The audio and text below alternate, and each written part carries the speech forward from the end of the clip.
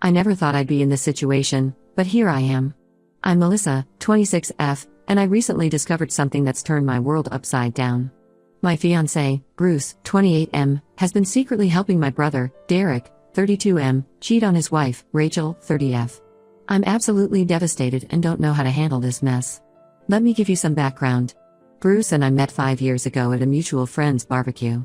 I remember it like it was yesterday. I was helping set up the food table when Bruce walked in with a homemade apple pie. He had flour on his shirt and looked a bit frazzled, but his smile lit up the whole backyard. We got talking about our shared love for baking, and by the end of the night, we'd exchanged numbers. Our relationship progressed quickly after that. Within 6 months, we were practically living together, and after 2 years, we moved into our own apartment. Bruce proposed 6 months ago during a weekend getaway to the beach where we had our first vacation together. It was perfect. He got down on one knee at sunset, and I couldn't have been happier. We were planning our wedding for next summer, and I thought everything was perfect. Derek and Rachel have been married for 7 years and have 2 adorable kids, a 5-year-old boy named Ethan and a 3-year-old girl named Lily. Derek and I have always been close, despite our 6-year age gap. When we were kids, he was always there to protect me from bullies at school or to cheer me up when I was sad. I remember when I was 10, I didn't make the school choir, and I was devastated.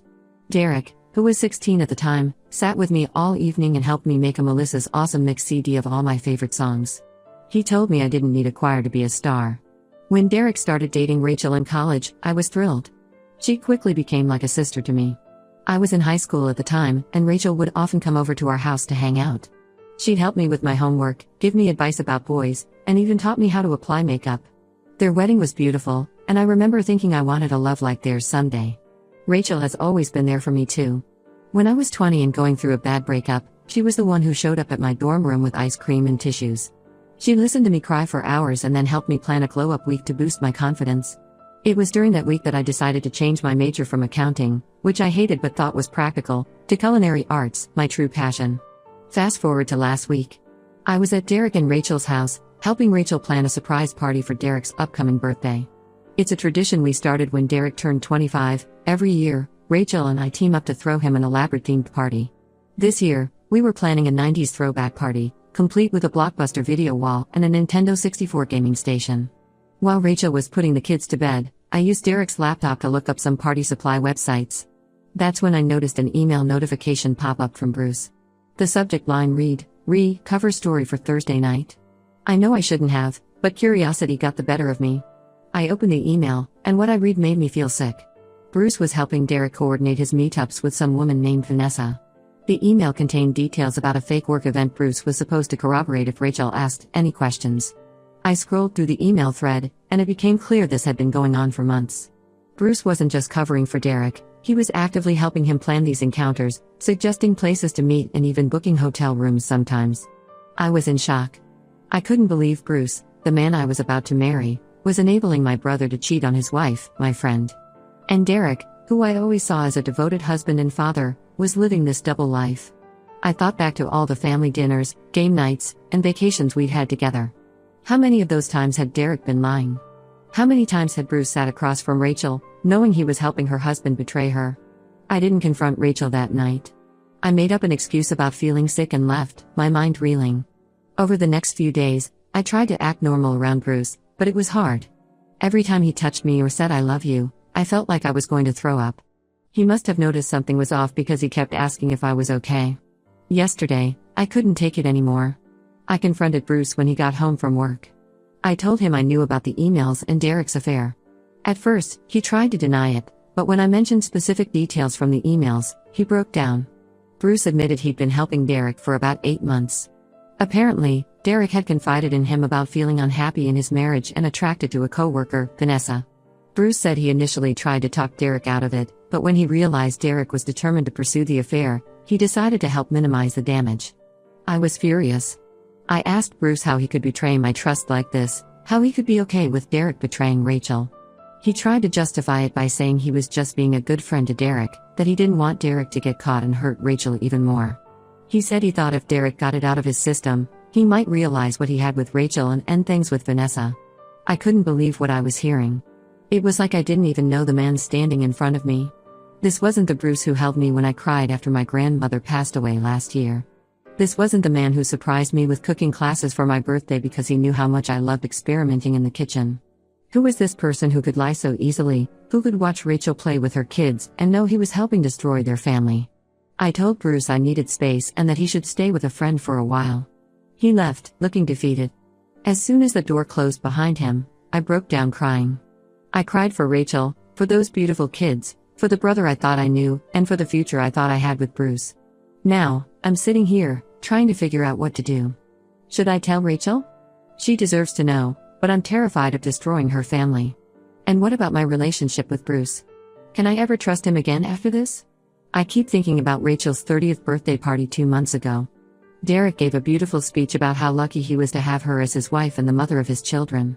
Was he already involved with Vanessa then? Was that whole speech a lie? I feel like I'm stuck between a rock and a hard place. My loyalty to Rachel is battling with my instinct to protect my brother, even though I know what he's doing is wrong. And then there's Bruce, the man I thought I'd spend my life with, who's been lying to me all this time. I don't know how to move forward from here. Every option seems like it will cause pain to someone I care about. How do I choose between my brother, my friend, and the man I thought I'd marry? Any advice would be appreciated. Update 1, it's been 2 weeks since my last post, and a lot has happened. I want to thank everyone for their advice and support. It really helped me navigate this difficult situation.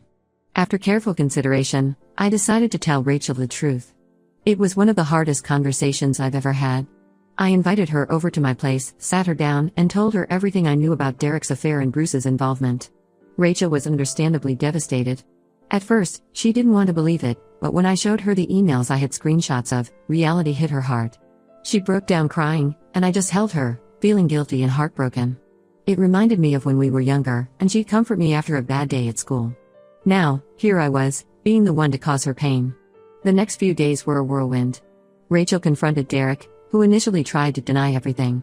But when she mentioned the emails and Bruce's involvement, he finally confessed. It turns out the affair had been going on for almost a year, much longer than I initially thought. Derek moved out of their house and is staying with a friend. Rachel is still processing everything, but she's already talked to a lawyer about her options. She's also started therapy to help her cope with the betrayal.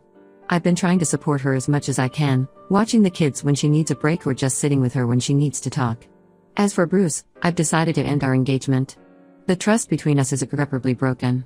When I told him my decision, he begged for another chance, saying he realized how wrong he was and that he'd do anything to make it up to me. He brought up all our happy memories, our first date at the local fair where he won me a giant stuffed bear, the time we got caught in a rainstorm and ended up dancing in the middle of the street, the night we stayed up until 3 a.m. planning our dream house. But I couldn't get past the fact that he'd been lying to me for months, actively participating in the destruction of my brother's family. I returned the engagement ring and asked Bruce to move out of our shared apartment. It's been tough coming home to an empty place, seeing the spaces where his things used to be. The coffee mug he always used still sits in the cupboard, and I can't bring myself to move it. It's been hard, but I know it's the right decision for me. My relationship with Derek is strained, to say the least. He's tried to reach out several times, alternating between apologizing and trying to justify his actions. He keeps bringing up memories from our childhood, like the time he taught me to ride a bike or when he helped me sneak back into the house after I missed curfew in high school. I think he's trying to remind me of our bond, but right now, those memories just make me sad. I've told him I need space and time to process everything. The hardest part has been seeing the impact on Derek and Rachel's kids. Ethan, at 5, is old enough to know something's wrong, but not old enough to understand what's happening. He keeps asking when Daddy's coming home. Lily, at 3, just seems confused and clingy.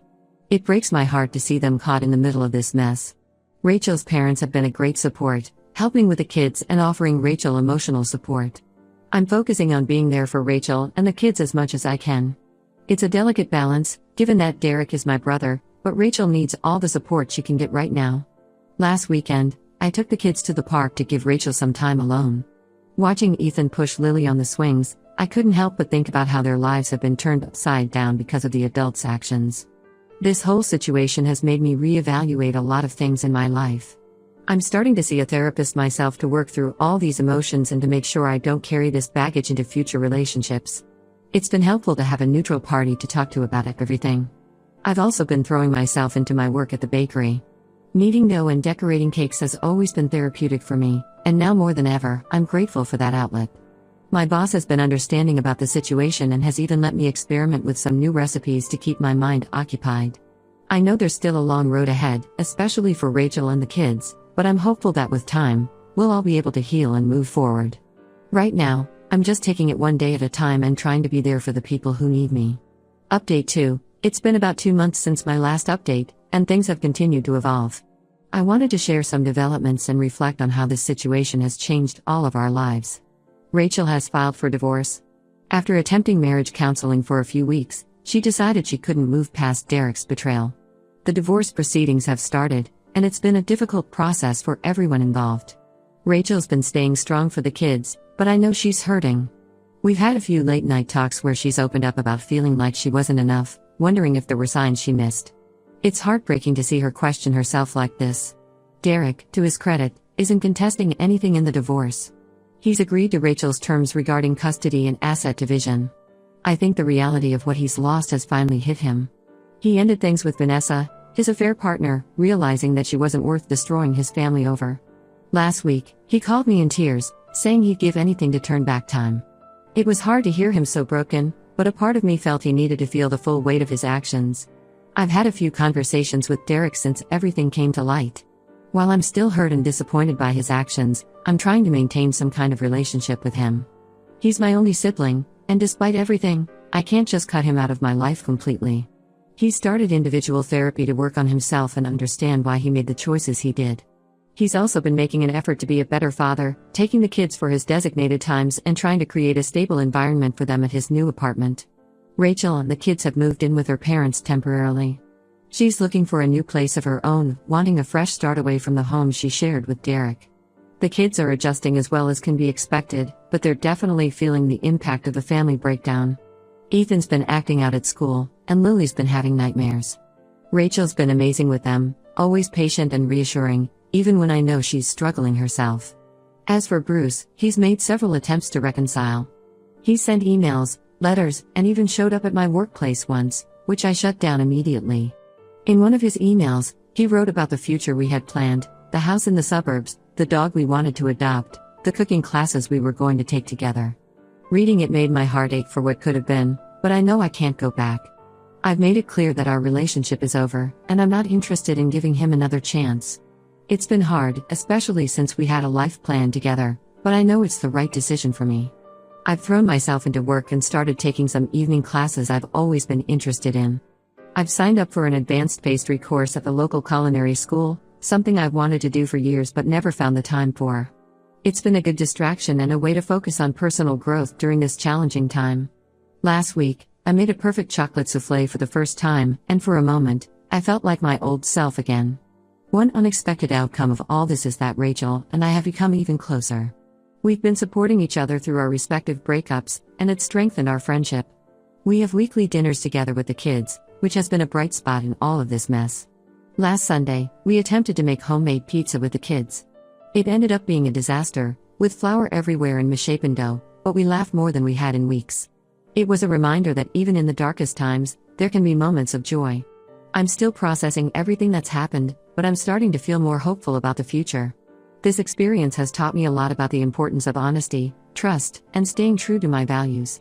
It's also shown me the strength of true friendship and family, not the family you're born into, but the family you choose. Update 3. It's been 6 months since this whole ordeal began, and I wanted to provide a final update on how things have settled. Rachel's divorce from Derek was finalized last month. She's moved into a new house with the kids and is slowly rebuilding her life. She's started a new job at a local marketing firm and seems to be finding her footing as a single mom. The kids are adjusting well to their new routine, splitting time between Rachel and Derek. Ethan's behavior at school has improved, and Lily's nightmares have become less frequent. Last weekend, I helped Rachel paint the kids' new rooms. We went with a space theme for Ethan and a fairy garden for Lily. Seeing their faces light up when they saw their new rooms was a beautiful moment. Derek has maintained his commitment to therapy and is working on being a better father in person. He and Rachel have established a civil co-parenting relationship, which I'm grateful for, especially for the sake of the kids. They're not friends, but they can be in the same room for school events and kid handoffs without tension. Derek and I are slowly rebuilding our sibling relationship, though it's different now. There's a level of trust that's been lost, but we're working on it. We've started having monthly dinners, just the two of us, to reconnect and work through our issues. As for me, I've made some big changes in my life. I decided to take a job offer in another city, about 3 hours away from my hometown. It was a difficult decision, especially given everything that's happened with my family, but I felt like I needed a fresh start. The job is at a high-end patisserie, which has always been a dream of mine. I'll be working under a renowned pastry chef, and I'm excited about the opportunities for growth and learning. Moving has been bittersweet. Packing up my apartment brought back a lot of memories, both good and bad. I found the playlist Bruce made for me on our first anniversary, and for a moment, I was tempted to listen to it. But I packed it away, along with other reminders of our relationship. It's still too painful to revisit those memories. I haven't heard from Bruce in a while now. Last I knew, he had moved to a different state for work. A mutual friend mentioned he's been seeing someone new, which stirred up some complicated feelings. While the pain of his betrayal has lessened, I'm grateful for the lessons I learned from that relationship. It's taught me to trust my instincts and to never compromise my values for anyone. Rachel and the kids came to help me move into my new place last weekend. It was chaotic and exhausting, but also full of laughter. We ordered pizza and ate it sitting on boxes in my half-unpacked living room. As I watched Rachel help Ethan and Lily make a fort out of the empty boxes, I felt a surge of love and gratitude for this little family that stuck by me through everything. This experience has changed all of us in profound ways. It's taught me the importance of honesty, the value of true friendship, and the strength that can come from facing difficult truths head-on. I've learned that family isn't always defined by blood, and that sometimes the most painful experiences can lead to unexpected growth. I'm not going to pretend it's all been easy. There are still days when I feel angry about what happened, days when I miss Bruce and the future we had planned. But those days are becoming less frequent. I'm learning to focus on the present and the possibilities that lie ahead. My new city is full of unexplored cafes, parks, and neighborhoods. Yesterday, I discovered a small bookstore tucked away on a side street. The owner, an elderly woman named Margaret, recommended a book about self-discovery. As I sat in the store's cozy reading nook, sipping tea and starting the book, I felt a sense of peace I hadn't experienced in months. While I wouldn't wish this experience on anyone, I can say that I've grown from it. I'm more confident in my ability to stand up for what's right, even when it's difficult. I'm more appreciative of the genuine relationships in my life. And I'm more committed than ever to living authentically and with integrity. As I start this new chapter of my life, I'm cautiously optimistic about what the future holds. I'm excited about my new job, looking forward to exploring my new city, and open to the possibility of new relationships, both friendships and maybe, someday, romance. But for now, I'm focusing on myself, my career, and being there for Rachel and the kids. Thank you all for your support throughout this journey. Your advice and kind words have meant more than you know. If there's one thing I've learned from all of this, it's the power of community, even an online one, to help us through our darkest times. I hope my story can help others who might be going through similar situations. Remember, it's okay to prioritize your own well-being, to set boundaries, and to walk away from relationships that no longer serve you.